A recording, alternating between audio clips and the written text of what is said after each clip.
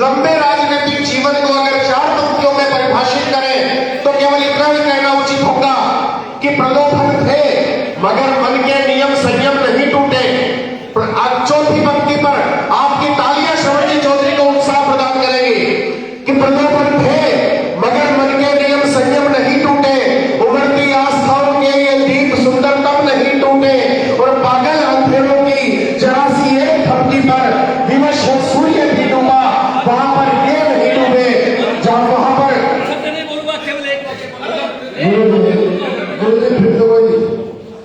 मेरा कहना यह है कि यदि कोई श्रवण कुमार जी को अव्यवहारिक कहे तो हमें यह भी बर्दाश्त करें। आपकी जोरदार तालियों के साथ हम आमंत्रित करें आदरणीय शुभकरण जी चौधरी को।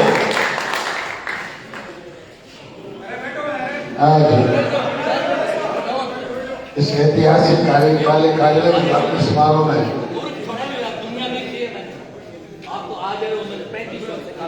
मंच पर भारतीय जनता पार्टी के प्रत्याशी और प्रत्याशी मात्र तब तक कहे जाते जब हमारी पार्टी की यहां सरकार नहीं होती। मैं उनको विधायक इसलिए कह रहा हूं कि विधायक क्यों बनता है, पहले आपके सामने स्पष्ट करूं। आपका विकास करें, सरकारी कर्मियों का कहीं तबादला करवाए, उनकी घर वापसी करे, आपकी सड़कों का निर्माण करे, आपके कहीं अनैतिक तरीके से मुफ्त में लगे हों उनमें आपकी पैरवी करे, इन्हीं कामों के लिए बनता होगा ना। मैं आपको कह के जा रहा हूं आने वाले 5 साल में भारतीय जनता पार्टी की राजस्थान की सरकार के माध्यम से एक चवन्नी से लेकर करोड़ रुपए तक कोई खर्च करेगा तो श्रवण चौधरी करेगा।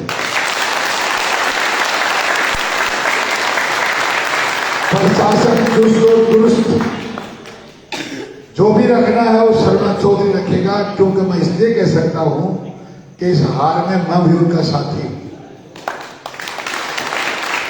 अभी हाल ही में हमारी पार्टी ने हमें 5-5 करोड़ रुपए सड़क बनाने के लिए दिए थे, मुझे भी दिए हैं, आपको भी दिए, उनकी अनुशंसा हो चुकी है। आगे आने वाले 5 साल के लिए मैं भी इनसे मांग के आया हूं, मैं भी इनके भरोसे आकर के आया हूं कि अब की बार श्रवण जी मुझे 5 करोड़ मिलेंगे 8 लोकसभा विधानसभाओं के लिए, जीतूंगा तो। आपका जोश कहना है, आप जोश कह रहा है जीतेंगे, आपका जोश कह रहा है, आपका भरोसा कर आप जीतेंगे। श्री गणेश भी प्रचार का फतेहपुर से हुआ है और अच्छा श्री गणेश हुआ है, पर मुझे 5 करोड़ 8 विधानसभाओं के लिए मिलेंगे। और श्रवण जी इस आर्थिक मामले में मेरे से इतने बड़े हैं कि इनको अकेली विधानसभा के लिए 5 करोड़ मिलेंगे। इसलिए मैंने दिन में थोड़ा सा पुचकारा, छोटे भाई को थोड़ा सा प्रेम से पहलाया फुसलाया, मैं आपके भरोसे हाथ कर रहा हूं, 2-3 किलोमीटर आप देना, 2-3 किलोमीटर मैं दूंगा, इस गांव का काम हो जाएगा। 3 करोड़ रुपए हमें सरकारी इमारतों की मरम्मत करने के लिए, स्कूलों में घर बनाने के लिए, अस्पतालों में सब सेंटर बनाने के लिए मिले हैं, वो भी अनुशंसा हो चुकी है, हम पैसे बांट चुके हैं।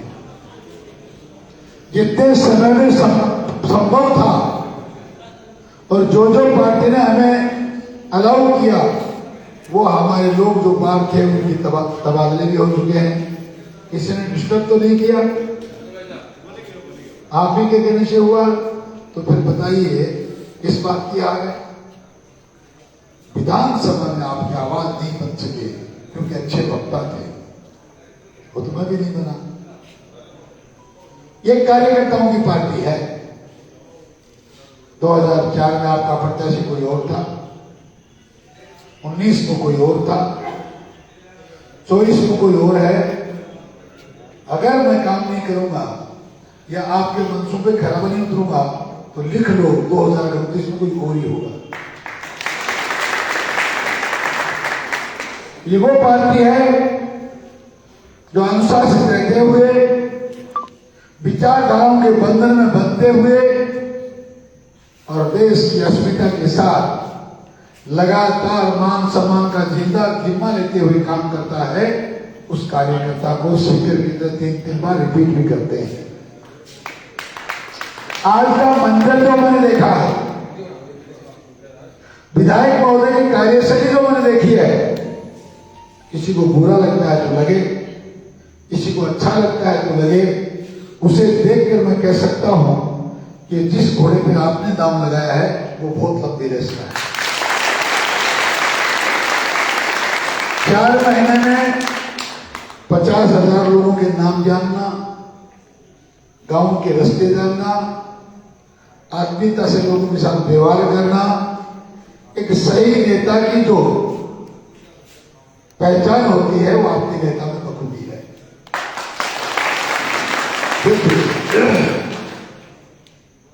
थोड़ा सा हमको इंतजार करना चाहिए।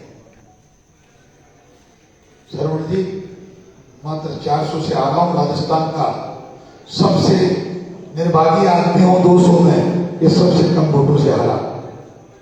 पीड़ा बहुत ज्यादा थी।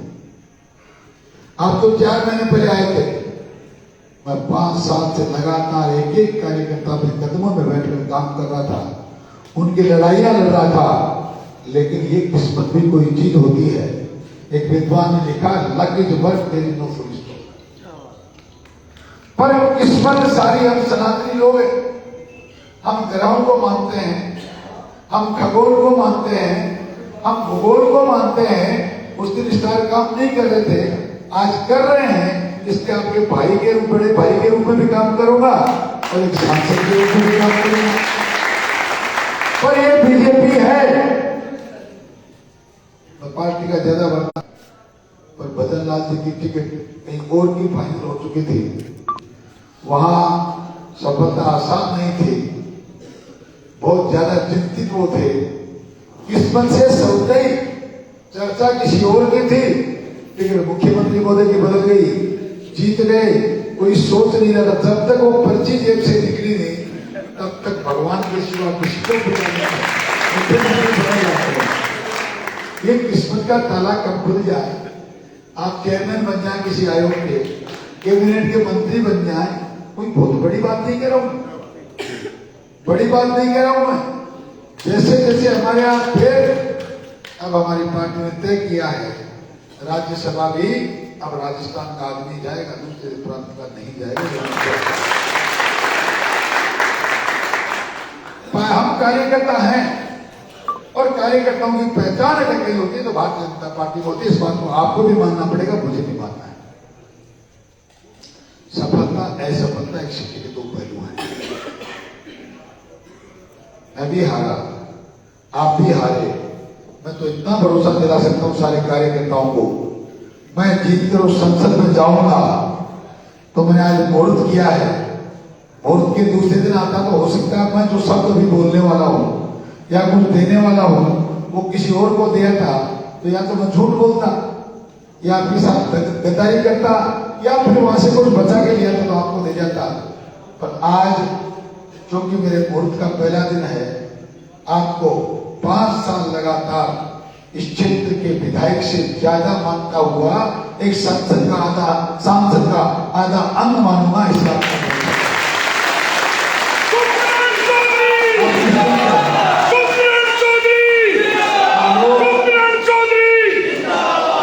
हमने आज दिन में बात की, मैंने इनसे चर्चा की। मोदी जी फकीर हैं, क्योंकि कोई और जिम्मेदारी शादी के बाद उन्होंने वहन नहीं करी।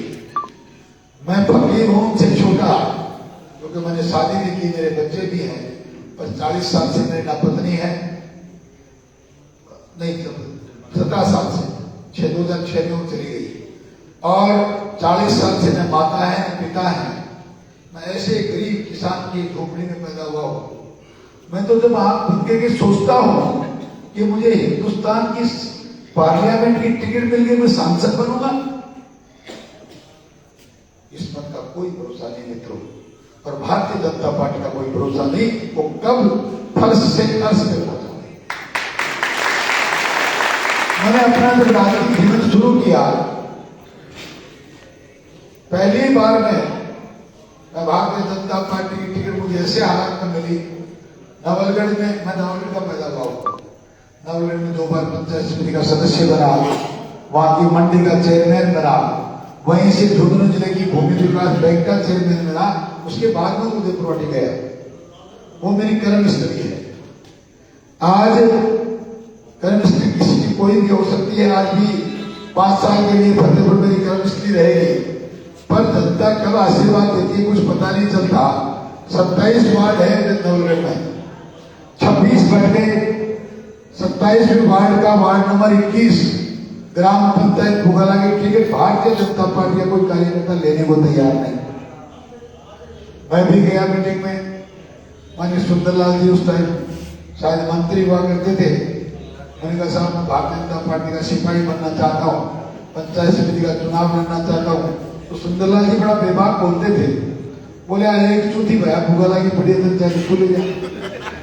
तो साहब मने ही क्यों? बोले को कोई गाय को नहीं।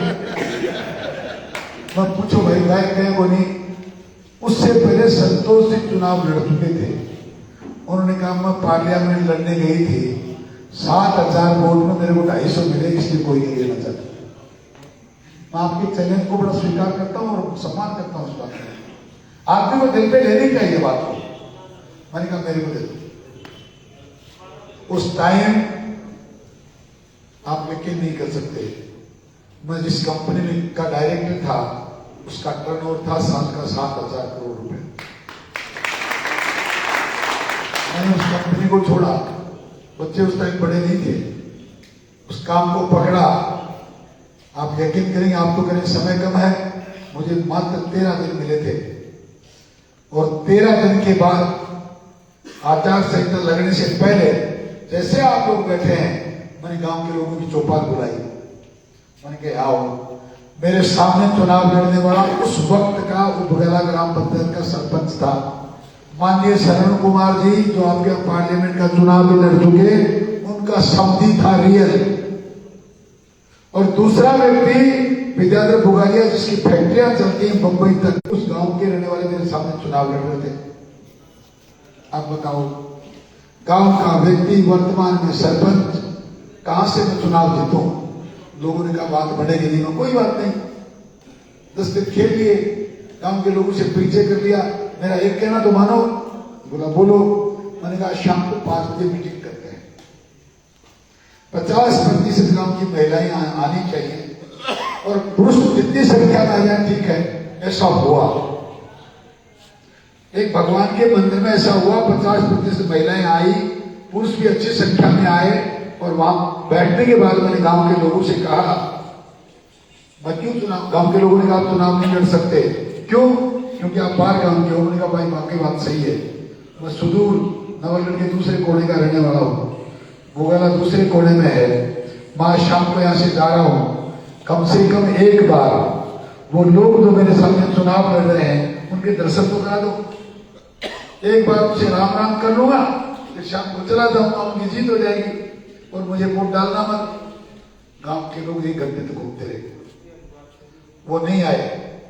वो जानते थे, क्योंकि 10 दिन के अंदर मेरी बोलने की स्थिति को, मेरे हालचाल को उनको पहचान हो गई कि आदमी की आयु कितनी तेज है। आपको यकीन करेंगे, वो 50% जो महिलाएं वहां बैठी थी उनमें 40% घूंघट में थी। और मैंने चैलेंज किया था कि उनमें से 30% महिलाओं के नाम और उनके पति का नाम मैं बता सकता हूं। इनमें से 15% के नाम वो सरपंच साहब और वो जो कैंडिडेट दूसरे हैं वो बता दे, मैं यहां से चला जाऊंगा। गांव में जितने लोग बैठे हैं इनमें से 60% के नाम या तो मैं बताऊं तो मुझे वोट दो, वो 30% के बता दें आपके गांव के हैं, आपके जन्मे हैं, आप पैदा हुए हैं, आप सरपंच है, वो 30% के बताएं। वोट उनको देना, मेरा को लेना देना ही नहीं है।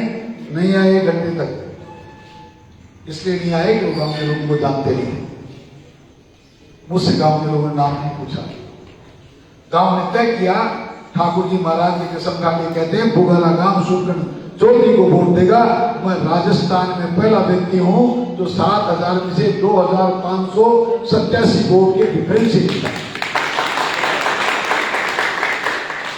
ये बात मैंने इसलिए की है कि आप जो काम कर रहे हैं जिस तरीके से, आने वाले समय में फतेहपुर में कोई को रोक नहीं सकता। आप इस रास्ते पर चलते जाइए, नम्रता के साथ चलते जाइए। जहां जिनसे वास्ता नहीं, जहां जिसको कोई मुकाबला नहीं, उनकी ज्यादा चर्चाएं करनी नहीं। और कवि के एक दो लाइनें अभी हमारे कवि में बैठे थे कि ए सफलता एक चुनौती है, स्वीकार करो। ए सफलता तो एक चुनौती है, स्वीकार करो।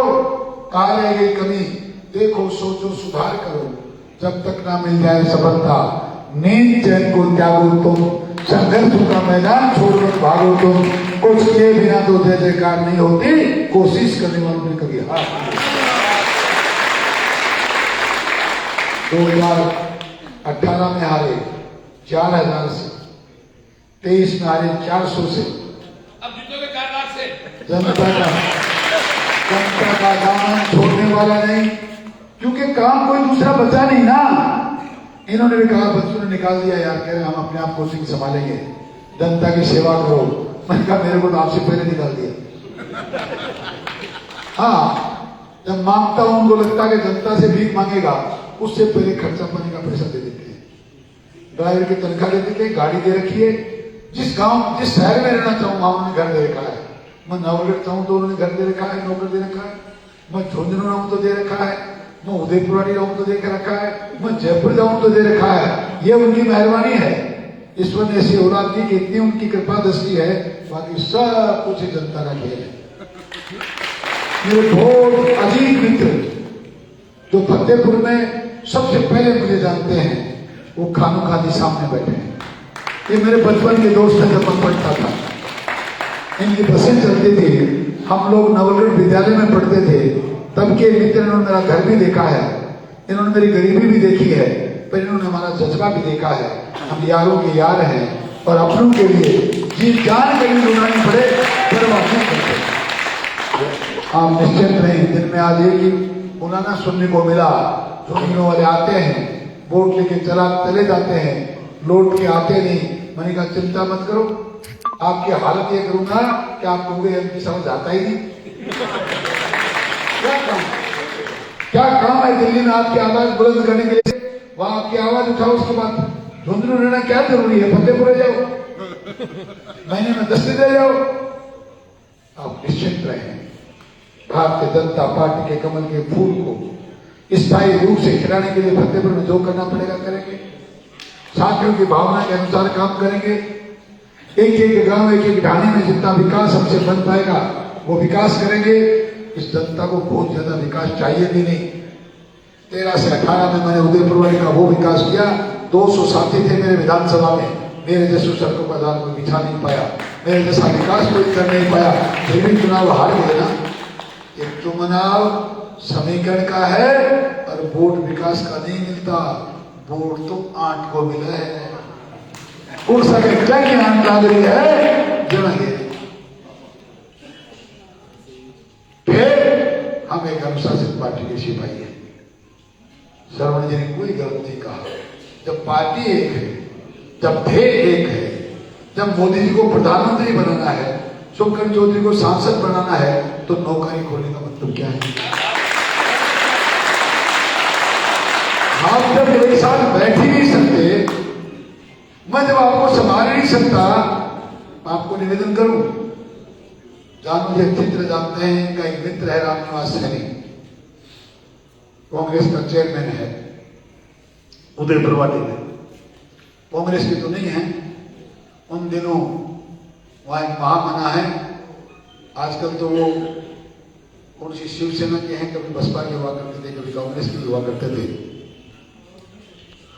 उन्होंने भारतीय जनता पार्टी का एयर कंडीशन शौचालय उदयपुर वाटी में आज तक 70 साल में किसी ने यूरिनल नहीं बनाया। उस शहर में हर चौराहे पे, हर गली में 7-7 सुलभ शौचालय मैंने बनाए। हवेलियों को तोड़ा, गड्ढों को तोड़ा, पर जनता को सुविधा दी। और एक शौचालय ऐसा बनाया जो एयर कंडीशन था, जिसमें एसी लगे हुए थे। आधा पुलिस के डिपार्टमेंट वाले काम में लेते थे, आधा जनता काम में लेती थी। उस शौचालय को बनने के 1 महीने के अंदर तोड़ दिया गया, क्योंकि हमारी सरकार चली गई। उन व्यक्तियों ने कई धरना सीटों में हवेलियां तोड़ दी, बहुत जगह कब्जे कर लिए। उसके बाद भी कल मुझे पार्टी के लोगों ने कहा क्या फर्क पड़ता है? एमपी बनने जा रहे हो, दिल थोड़ा बड़ा रखो। मैंने कहा क्या करना चाहिए? रामनिवास सैनी को बुलाना चाहिए। मैंने तो तुरंत उनके सामने फोन किया, रामनिवास जी, भारतीय जनता पार्टी में आपका स्वागत है, आप आके हमारी मदद करना चाहें तो हमें स्वीकार है। किस बात का झगड़ा है मित्रों? हमारी कौन सी जमींदारी है यार? हमें तो आप लोगों का काम करना है, जितना लोग मिलके करेंगे उतना अच्छा है। पर जब भारतीय जनता पार्टी कार्यकर्ता यहाँ बैठे हैं तो हर एक व्यक्ति को आके बैठना चाहिए, काम करना चाहिए। वो आए कल, वो आए, मुझसे मिले और मुझसे कान में कह के गए कि कांग्रेस का प्रत्याशी जिस दिन आया था मेरे यहाँ प्रचार करने, तो मेरे जितने लोग उसको डाला पहनने गए थे वो सबको ले आया। दिल तो हमें भी बड़ा करना पड़ेगा, लेकिन स्वाभिमान को कोई बेच नहीं सकते। और किसी को बुरा लगे, मैं स्वाभिमान किसी का नहीं गिराना चाहता हूँ, मैं स्वयं का गिराना चाहता हूँ। इंसान का स्वाभिमान जिंदा रहना चाहिए और स्वाभिमानी लोग ही ज्यादा मेहनत कर सकते हैं। और मैं भरोसे के साथ कह सकता हूँ, ये टीम मोदी, ये परिवार मोदी जो मेरे सामने बैठा है, ये अगर 17-21 दिन मेहनत करेगा तो दुनिया की कोई ताकत भारतीय जनता पार्टी को 51,000 के अंदर से जीतने से रोक सकती। काम करिए। 5 तारीख को फिर आपके बीच में आऊंगा, रात को यहीं रहूंगा। पूरी रात कार्यकर्ताओं के लिए हम मिलेंगे, गपशप करेंगे, आगे की योजनाएं बनाएंगे। 6 तारीख को फिर प्रचार प्रसार करेंगे। उसके बाद आप जानो, फतेहपुर जाने मैं जितना कर सकता हूँ उतना कर रहा हूँ। बाकी का सारा जिम्मा आपको और आपके एमएलए साहब को निभाना है। और जो वादा आपने किया है उसको वोट आगे भी ले जाना है, ऐसा मेरा निवेदन है। कई बार पार्टी है, कई प्रकार के कार्यकर्ता होते हैं, कई आते हैं, कई चले जाते हैं। बहुत से महापुरुष हमारे थे जो बुजुर्ग हो गए, उनको रिटायर होना पड़ा। नई टीम आज काम कर रही है, पर इन सब चीजों के लिए समर्पण चाहिए। जो भी व्यक्ति है वो समर्पित भाव से काम करे, अपनी मर्जी से। मेरी इच्छा के अनुसार काम हुआ तो मैं काम करूंगा, मेरी इच्छा के अनुसार नहीं हुआ तो मैं नहीं करूंगा। ऐसी भारतीय जनता पार्टी की नीति नहीं है। भारतीय जनता पार्टी में तो कमल के फूल को भगवान मानना पड़ेगा, नरेंद्र मोदी को परिवार का मुखिया मानना पड़ेगा, मोदी के परिवार को अपना परिवार मानना पड़ेगा, इन सनातन संस्कृति की विचारधाराओं को आत्मसात करना पड़ेगा। मां भारती के मान और सम्मान के लिए जरूर पड़े तो जी जान को भी हंसते हंसते लुटाना पड़ेगा। भारतीय जनता पार्टी तो वो है। हम अमर शहीद भगत सिंह के वंशज हैं, हम चंद्रशेखर आजाद के अनुयायी हैं, हम राम प्रसाद बिस्मिल, अशफाक उल्ला खान की विचारधाराओं को आगे तक बढ़ाने वाले लोग हैं। याद करिए, जिन्होंने फांसी के फंदे पे चूमते, हंसते हंसते चूमते हुए भी कहीं विचार आया तो ये एक ही आया कि मेरा रंग दे बसंती चोला। और जब लोगों ने पूछा फिर क्यों ने, अरे बसंत भगत सिंह, तुम फांसी के फंदे पे जा रहे हो, अपनी आखिरी इच्छा को बताओ। बोला अंग्रेजों, तुम ये काम कर नहीं सकते, तुम्हारी हिम्मत नहीं है काम करने की, तुम्हारी हिम्मत तो मेरे हाथ पांव खोलने की नहीं है, तुम मेरी बेड़ियां नहीं खोल सकते, तो फिर तुम मेरी मंशा क्या पूरी करोगे? बोला तुम बेड़ियां खोलाकर क्या करोगे? भगत सिंह बोला, मैं महाभारती को आजादी का एक माला जिसको मैंने वर्ण पर कर रखा है, जो सपना मैंने देख रखा है कि मैं पाने कहा था बेटा शादी कर ले। बोला बावली होगी, मैं तो 8 साल की उम्र में जिस दिन मैंने घर में होश समझा उसी दिन शादी कर ली। मेरी दुल्हन मेरी आजादी है, हिंदुस्तान की आजादी मेरा गहना है, हिंदुस्तान की आजादी मेरा मुकुट है, वो मैंने प्राप्त कर लिया। मैं तो दीवाना हूं उसका, उसी के लिए जीता हूं, उसी के लिए मरता हूं। तो फिर उन्होंने अंग्रेजों से कहा, मेरा अंतिम समय आ गया, मैं अपनी दुल्हन को अपनी माला पहनाना चाहता हूं, हिंदुस्तानियों को कहना चाहता हूं, ऐ मेरे बाद आने वाले भारत के लोगों, ऐ मेरे नौजवानों, इस आजादी का वर्ण तो मैंने किया था, पर मैं साक्षात रूप से अपना नहीं पाया। हो सके और मां भारती के लाल हो तो तब तक चैन की सांस लेना मन, तब तक देश आजाद नहीं हो जाए। 18, 25 साल की उम्र में जिन लोगों ने अपने आप को बलिदान कर दिया, लोग मां भारती की चर्चा ना करें, आजाद हिंदुस्तान की आजादी को बनाए रखने के लिए काम नहीं करें, तो फिर हम किसी के साथ न्याय नहीं कर रहे। आओ हम उन लोगों के सपनों को साकार करें। आओ हिंदुस्तान वाकई एक बहुत अच्छे रास्ते पे चल पड़ा है। 19 तारीख को सब मिलकर मोदी जी जो सपने को पूरा करें, इस 400 को आंकड़े को पूरा करें, इस 4 लाख के आंकड़े को पूरा करें, इस मोदी के परिवार को इतना बढ़ा दें कि वो 2047 में इसको विकसित राष्ट्र बनाना चाहते हैं। इस काम को 2040 में पूरा करें, तब हमारा कार्य करना चाहिए। आप लोग यहाँ देर रात तक बैठे हैं, 2 दिन से पता नहीं गला ज्यादा खराब हो गया। आपका आज का माइक तो अच्छा था, पर दिन में पता नहीं कई बार समस्याएं हो जाती हैं, इसलिए बहुत ज्यादा ढंग से बातचीत नहीं हो पाई। फिर भी मैं समझता हूँ कि मेरे विचारों को आपने सुना होगा और इन पर अमल करने की कोशिश करेंगे। आप तो एक ही लक्ष्य समझना कि आने वाली 19 तारीख वो भगत सिंह की आजादी को वर्ण करना ही है, वो मोदी जी के सपनों को साकार करना ही है। कि आओ मोदी का परिवार बनकर मोदी के परिवार को दुनिया का सबसे बड़ा परिवार बनाएं। आपका बहुत बहुत धन्यवाद। जय हिंद, जय भारत, राम राम।